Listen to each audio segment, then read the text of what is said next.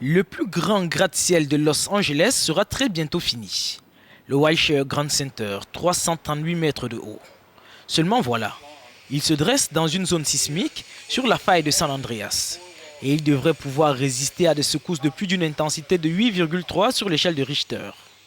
De fait, comme dans la fable, il pourra plier sans pour autant rompre. À l'instar d'un roseau dans le vent, il bouge lors d'un séisme. Mais ces mouvements sont retardés par les BRB, les Buckling Restraint Braces, qui sont très longs puisqu'ils mesurent plus de 10 mètres. Ce sont de longs amortisseurs qui absorbent l'énergie.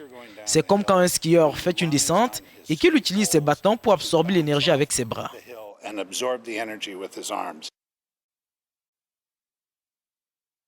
La construction consiste en un cœur en béton entouré d'une structure métallique.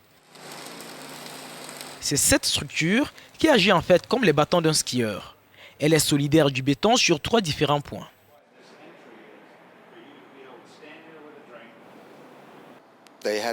Ils ont dû faire en sorte que le bâtiment soit suffisamment solide, mais il fallait aussi que le bâtiment soit malléable.